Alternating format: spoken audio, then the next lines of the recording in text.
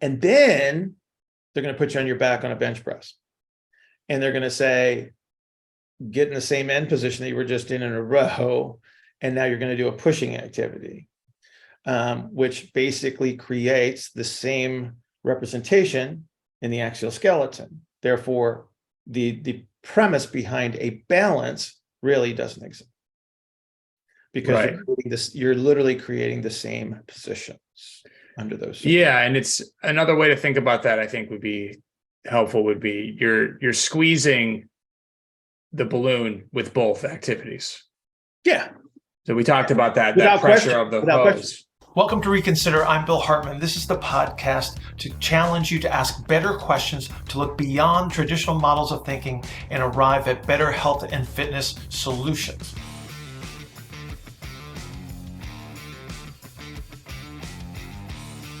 Push and pull balance. You mean the pull and pull balance? Yeah, pull and then pull more. It's pull and pull some more. we push so much, and our shoulders get rounded forward, and we get into this kyphotic posture. Right. There you go. So we need to extend ourselves and bring our shoulder blades back and pack our neck. Hurts me just to think about it. Shove our. Should we roll with this?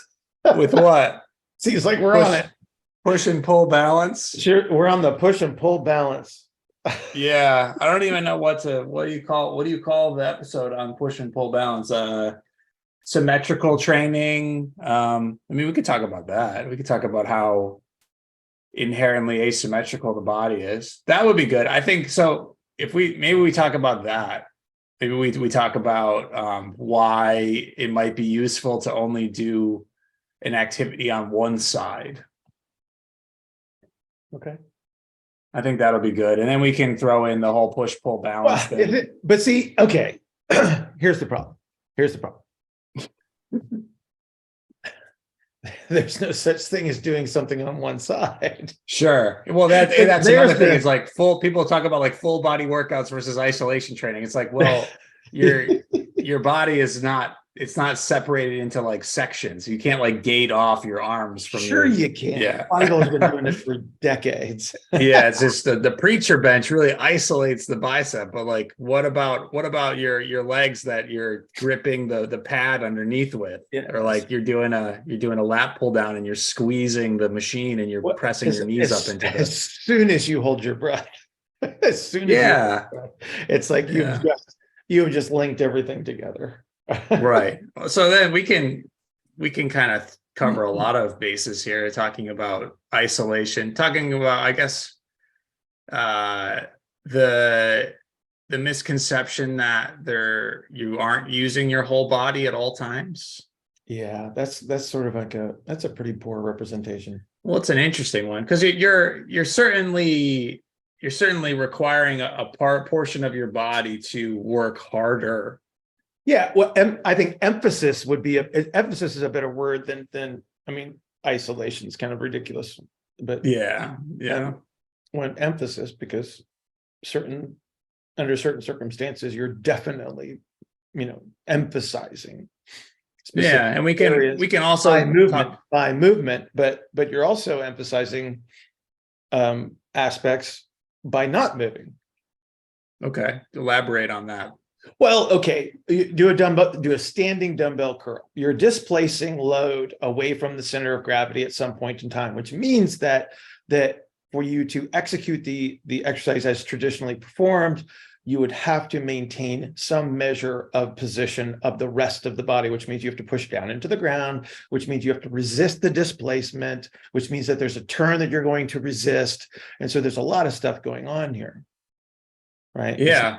Everybody gets distracted by the sharp, shiny objects, which is the movement of the elbow. If again, we're talking about a dumbbell curl or something like that, and they totally negate the fact that everything has to try to hold position. I guess one of the great limitations of your ability to curl more weight is the fact that you can't hold the rest of the body still as you're bending the elbow and displacing the load.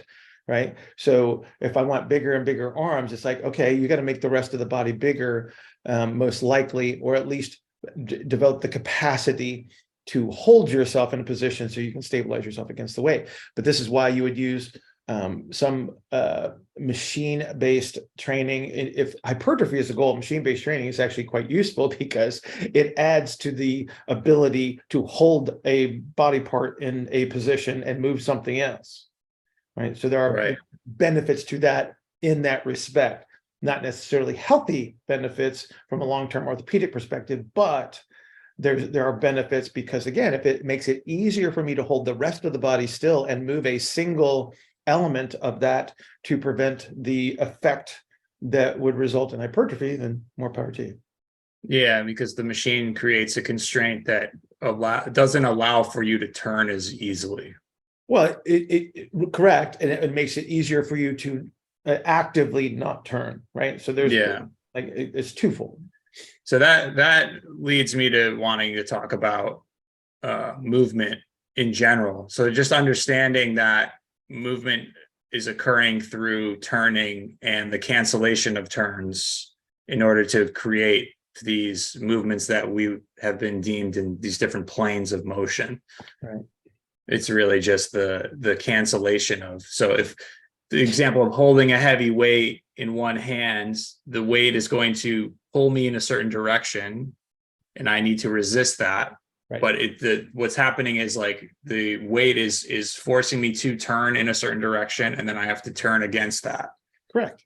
And we use this all the time intentionally. So, it's something like a suitcase carry. You're carrying weight in one hand, and then there's an effect on the carry side, and then there's an effect on the non-carry side. If we could actually divide the body into two sides, which we can't, but point being is we're creating a turn. We're intentionally creating a turn in one direction, and then we're going to negate that, and then the negation of that turn results in most likely the effect that we're actually trying to achieve. So, for instance, if you're carrying a kettlebell in your right hand, the amount of internal rotation that you have to apply to the ground on the other side of the body actually increases for you to hold position against that resistance. Otherwise, the resistance would tip you over in the direction of the resistance. And it actually does. Like in some cases, the weight's just too darn heavy and it's going to pull you over. And you can see that one a mile away, right? Right.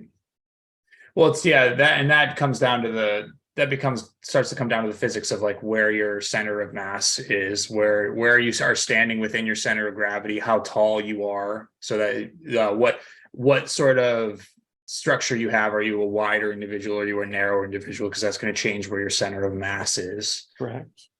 And that will change the amount of space that you have underneath you in order to manage that center of gravity. And then with this example of holding a weight that's shifting me off of that, it'll be easier to knock a narrower individual off of that center of gravity or outside of their center of gravity. Right, because they just have a smaller space to land in to begin with. Yeah. Right. So then, okay. So talking about, I don't really know what we're talking about still. I'm still waiting for it to like kind of solidify into a unidirectional thing, but maybe that's not what this episode is going to be about. So we've talked about this is the potpourri of well, yeah, I'm hoping by the end we'll do that thing they do on TV shows where they let all these different characters have their arcs and then eventually it all come back together at the end. Oh, there we go. That's what we're gonna try to do into the Recon universe. Yeah, the extended. We're in the extended universe. This is the Elseworlds episode where we talk about like push, pull, balance, and full body training and stuff like that. Oh yes, there's so yeah. Let's kind of talk about let's expound more on how you can't really do anything on one side, or you can't really do you think you're doing like a single arm exercise. So like if you're doing a single arm press with a dumbbell, or you're doing a single arm row with a dumbbell, you're not isolating one side of the body. All of the other parts of the body are managing what's happening on the other side, and also, and many times contributing to the motion of of that exercise. Right. I mean, so in some cases, the other side is actually a point, like a center of rotation. In some cases, it is moving in the opposing direction relative to the movement that's taking place. Again, this is what promotes the emphasis versus, and this is where you'll probably see people. My consumption is very low, but I'm sure that there's people that are demonstrating exercises somewhere in the world. And they're saying, this is why you do it this way. They're not expressing this concept, but they will say, as a point of emphasis, if you're trying to train this muscle group or whatever, this is how you would, limit your technique. Whereas if the technique was looser and you're creating a pivot point that is no longer in that same place, you're not going to get the same effect. And again, you'll see the technical glitches throughout. I think a model, a useful mental model for people to have, or just an image to sort of analogize with, would be to show what's actually happening when we move a limb, would be like the wacky, wavy, inflatable tube man that you feel. To a certain degree, I think that would be useful. Yeah, just understanding what's so, because I want to get back to talking about what many would refer to as regional interdependence, or the fact that you can, there's a nervous aspect, but there's also a mechanical aspect to why, if you have, say you have an injured arm, like you injure your left wrist, why is it that it seems that people who continue to train with their right arm and the rest of their body are actually able to recover faster than someone who just stops training upper body altogether? Well, I think there's a couple of perspectives, and I think that there's probably something that holds a little bit more weight than the opposing perspective. So the one thing is like, they'll say, well, if you train the unaffected limb, then you can still maintain strength. So they're going to use the word strength. In the affected limb that can't be trained, in essence, however, what you're doing is you're training the remainder of the body to maintain its ability to hold a position or create movement. And then that's what allows that extremity to be able to demonstrate further strength had you just stopped training entirely. Right. So it's the systemic interaction that allows that affected limb to demonstrate force production. It's not the fact that you get some magical crossover. I mean, there probably is some sort of crossover in the nervous system that allows some measure of output to be maintained to the other extremity. But I would hazard to guess that, and again, if you compare people that continue to train versus don't, they always do better. Yeah, it's going to be a much more of a systemic relationship of positions, and again, controlling position, producing the compressive strategies that are necessary to produce force, and so on, right? It's a combination of factors. It's not that it's not like you say, oh, I'm going to train my biceps on my right side, so therefore my biceps on my left side is going to make a gain. It's like, no, you're training your extremity on this side. The rest of the system has to maintain and hold position, resist the rotation. And then I learn to maintain the resistance of rotation. Then by the time I can train this extremity, I have that capacity to allow the other extremity to be demonstrating force.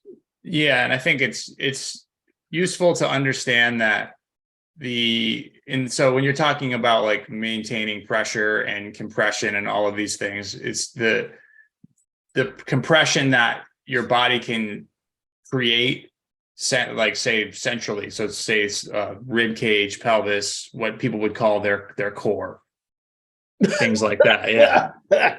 Spit your coffee out this morning. Hang on. So I'm treating for chest pain.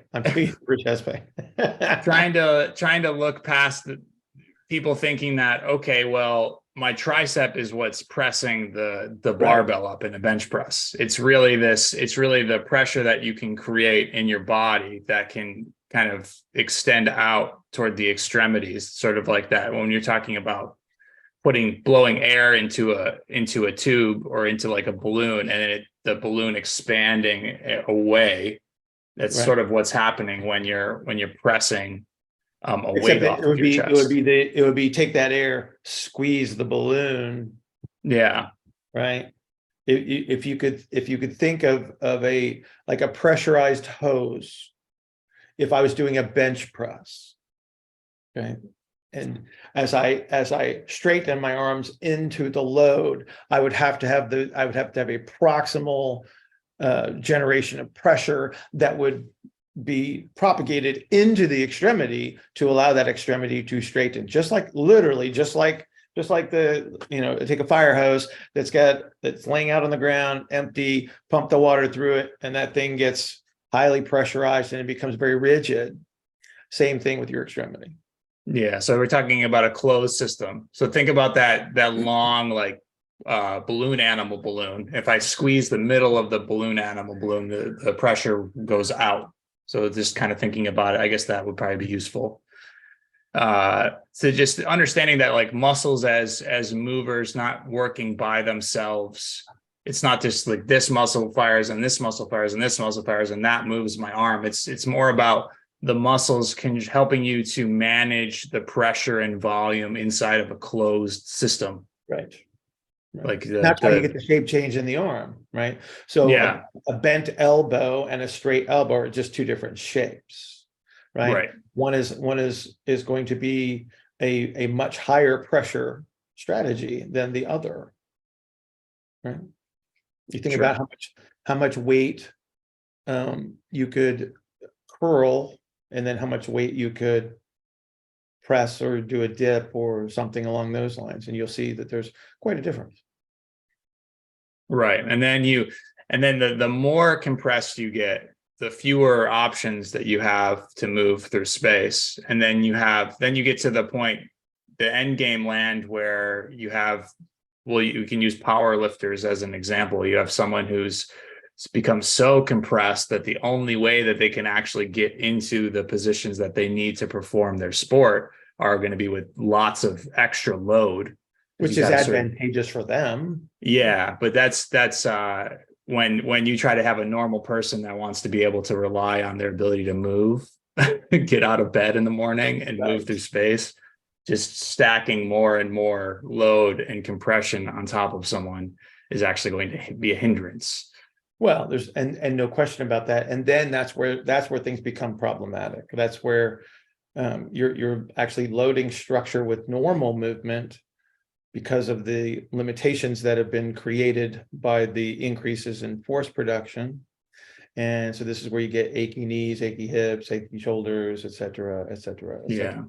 Yeah. And that I think would be a good segue into the whole push-pull balance thing. So just explaining to people that may not know, because this is, anyone that's in the strength and conditioning field and physical therapy field for the last 10 years or more knows a lot about this proportion and ratio of, pushing versus pulling. So there was this thought for a while that it still exists, this thought. So I guess this is good that we're talking about it, that pressing exercises had become too predominant in training. So benching and overhead press and incline bench press and all of these things, and needing to balance out the shoulders somehow by pulling more to use the rotator cuff muscles to help be more supportive of, the idea that the things on the backside of your body you don't see, so you don't train, which may have been true in a lot of bodybuilding senses.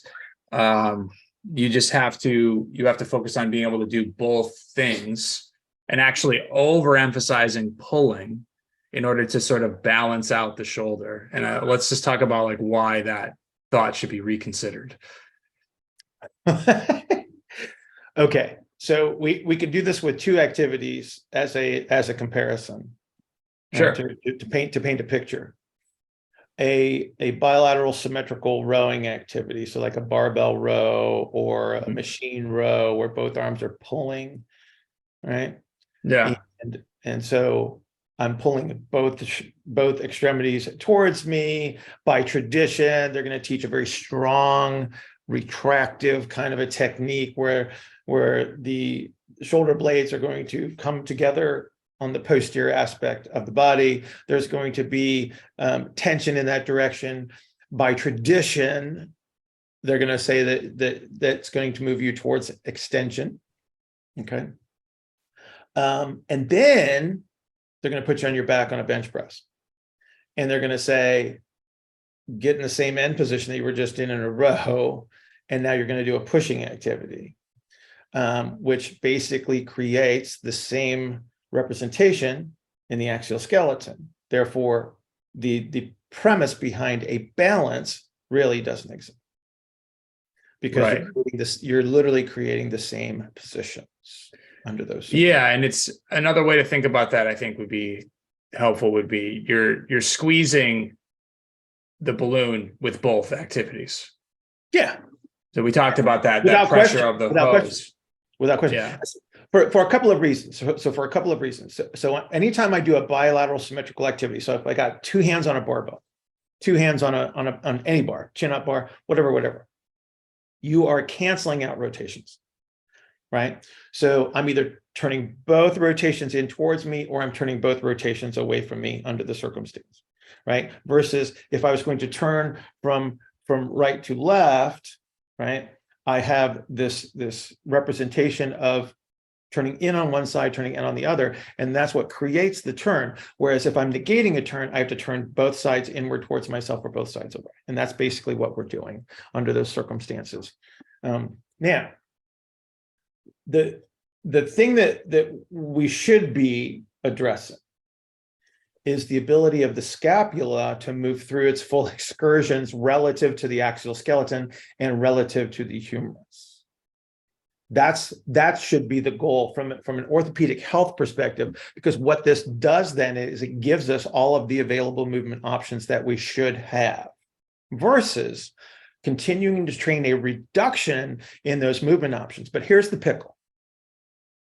If I want to learn to increase force production, AKA I want to get stronger in the gym, I have to reduce the number of options, because the greater the relative motions, the harder it is for me to produce force. If I can negate those relative motions, just like we were talking about negating the turns, I can actually increase my force production. So there's a trade-off. There's always a trade-off. So the solution to force production is reduction of relative motions. With the consequence of reduction of relative motions is I'm potentially limiting my movement options and creating problems. So there you go. So there's the tough decision to make. Right. It might be helpful for people to know the sort of hierarchy when you think about movement and just the human organism and the things that we need to be able to do. The ability to move and expand into a space is going to be sort of fundamental. So the ability to absorb force. We're talking about force. We can use your chart, that your fancy little chart that you've made up of, absorbing force, producing force, yes, producing force quickly, and be able to do it repeatedly with, some type of endurance. And I'll throw the image up if that's okay with you. Of course. To put on the screen of what I'm talking about there. Sure. So then if your solution to a problem, if Bill is saying that, and we're saying that the scapula's ability to move how it's supposed to move is being hindered or being restricted somehow, how do you build the foundation for that scapula to move well again? It's not by just using the muscles. If the problem that got me into my shoulder injury was because of this over squeezing it more is not going to be the solution. Correct. Because you're just augmenting what is already pre-existing and caused the problem in the first place. And this will be identified. I mean, this is going to be identified in any number of ways. You'll see folks that will they'll blame a man. I'm going to make myself sick to my stomach. They're going to blame stability versus mobility. Yes. As the problem, and so then they'll do a positional force producing test, which would be traditionally referred to as a manual muscle test, right? And the manual muscle test will test AKA weak, right? And then they will say that, oh, you need to do this activity for this muscle, and then this muscle will get strong again. When the problem was that it was just a positional problem to begin with. It's like he didn't have access to the position that allows a muscle to produce force in the relationship of that segment of the body relative to the rest of the body. And then sometimes they do an activity that they can say, oh, this exercise is for this muscle, but what they're actually doing is they're improving the relationship of that segment of the body to the rest of the body that allows it to demonstrate the propagation of force production that then restores the so-called stability. Okay.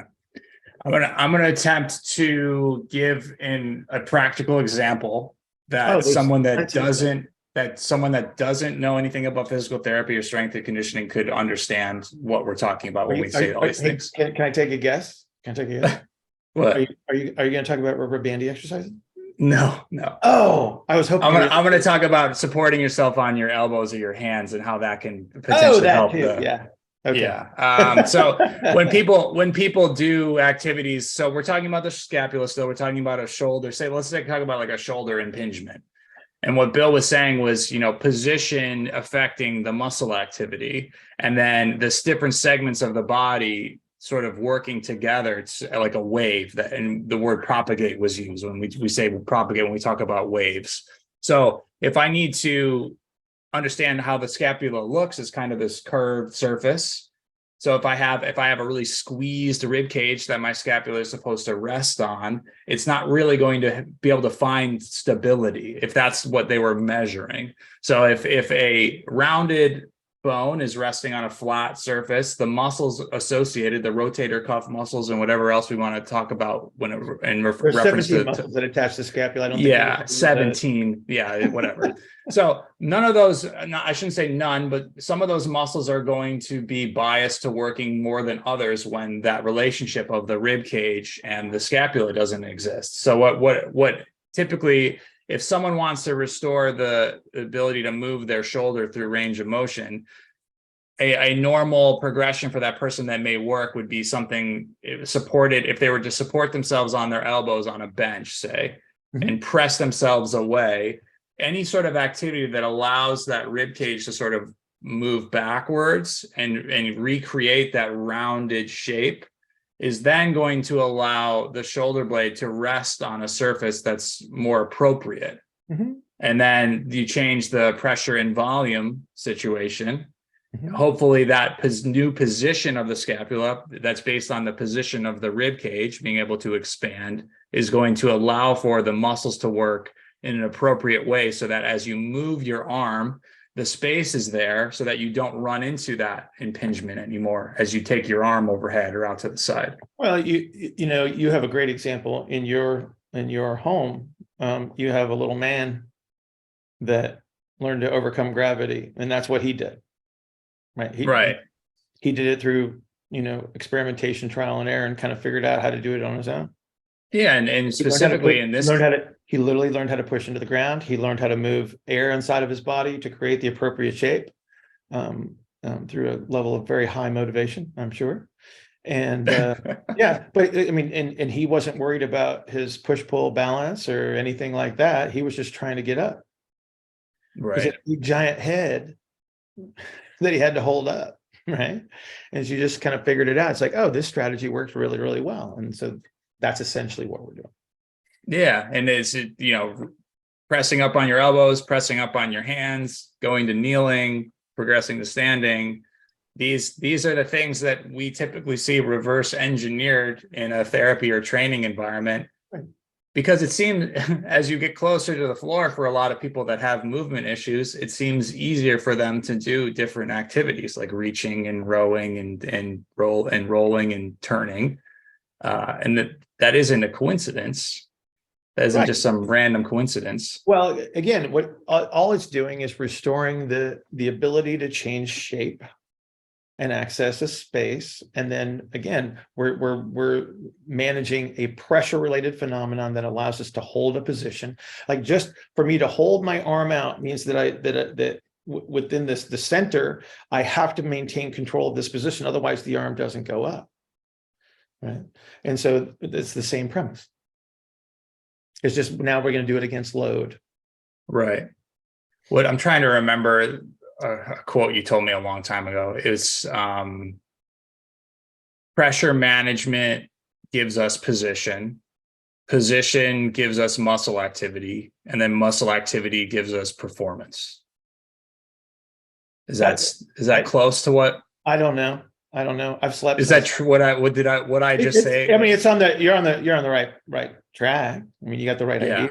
You know. So that I just wanted to give something that people could hang on to a little bit more, because we're talking about a lot of things, and we did get a comment about how we lose some people in our ramblings. So I want to try to do the best that we can, so that the people watching this, I don't want to just speak to the trainers and therapists of the world, although they need to hear some of this stuff for sure. Yeah. Well, we're giving them ammo. Yeah, that's true. But I guess the goal when we set out to start doing this was I would like this to be something that a trainer or therapist could say to their client or their patient, hey, listen to this. And it would be something that we could use to bridge the gap between the layman and the expert. Well, you know, don't know how to respond exactly to that. Yeah, Bill is too far in his own universe.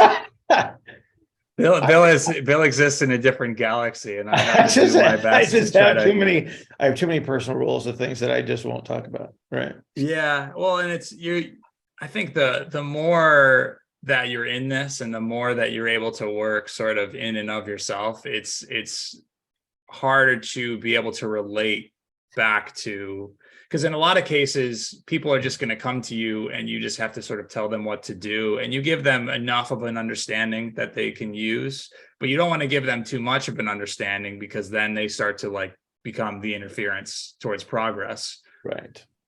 But then the problem there might be that it skews us too far in one direction of sort of not being able to, when we talk about these things, say it in such a basic way.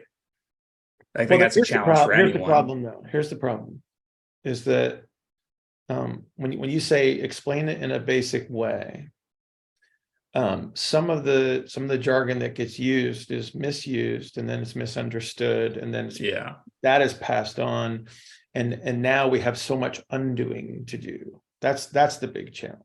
Yeah, so maybe that's maybe the best service we can do to our listeners would be that's what we're trying to do, really, is get rid of some of the confounding jargon. And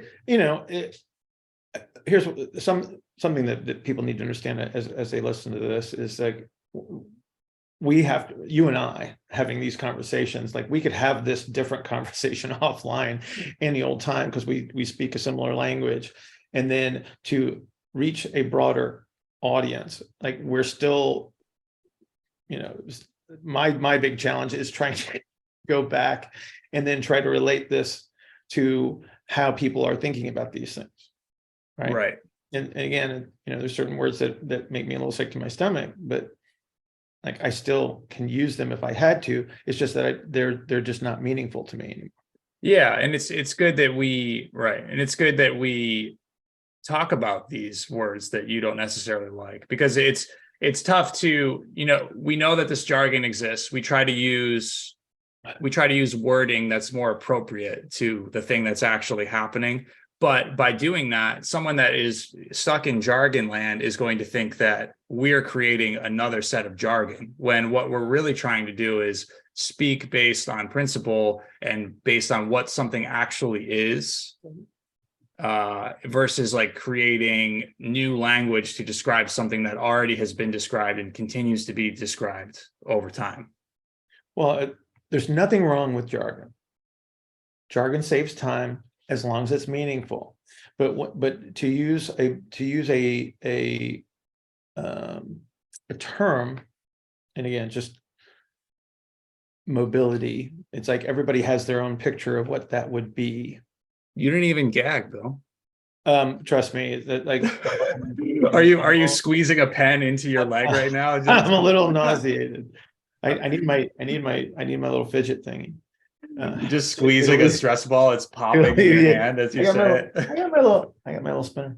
I got my little spinner right here. There you go. This is my little spinner. This is how you stress. No, it's Okay. like there's nothing wrong with jargon. But it has to be useful, and it has to be meaningful. When it's just used to either sound a certain way, or to just sort of bypass somebody's question, right? So I'm going to use jargon that is not understandable to someone. It's like that's what we're trying to avoid. But we got to bring people with us, so to speak, because they're already in that land, and to some degree, if they're not industry people, then their level of understanding is going to be radically different, right? Yeah, it's like a good example of this would be the prevalence of certain mobility training, and when it comes to like, well, why is it important to do? Someone might ask why it's important to do like large joint circle motions or something like that, and then the answer becomes like, oh well, it's because the joint capsule and the nerve afferents in the joint capsule. And then when someone that doesn't know anything about a joint hears that, their only choice is to either say what's that, which most people won't do, or they'll just go okay, and they'll shake their head and they'll just do their exercise, because someone clearly with expertise, because they use jargon and had some confidence in the way that they presented it to them, told them to do it. Yeah. All right, let's do it. At its simplest level, if I may, at its simplest level, it's just the ability to change the shape of your body. Yeah. Okay. And that's we talked about a bunch of stuff. So just a couple closing thoughts. The body moves in one piece, always has moved in one piece, and will continue to move in one piece. Just because you are this closed system, like either the fire hose example or just a closed balloon. So I squeeze one part of the body, other parts move. That's, I guess, the simplest way I can put it. And that understanding, and then talking about, we're always going to be talking about shape change, because that's what's happening as we move. Yes. So it isn't about balancing out exercises. It isn't about strengthening certain areas of the body. It's about allowing the body to move the way that it should based on its inherent structure, and then trying not to get in the way of how it needs to move for a specific activity. Correct. Depending on goals and depending on Sure. what you're willing to give up in return. Again, it's like the powerlifting example. We just have to understand the trade-offs that are associated with this. Not everything is best. Not everything is quote unquote good for you, depending on what your intention is. Right? Like you're going to make a sacrifice in one direction or the other, depending on what your choices are. Right? Again, if the goal is to maximize force production, the best way to do that is to reduce your ability to access certain motions and positions. And that can be done through exercise. If your intention is to improve upon or maintain certain motions, then that has to be taken into consideration when you're making decisions as to how you're going to exercise. Reconsider is sponsored by Substance Nutrition. Go to substancenutrition.com. Get your Neuro Coffee, better brain, and Synthesis, better protein, better body. Enter the coupon code RECON, RECON, and get free shipping on all of your orders.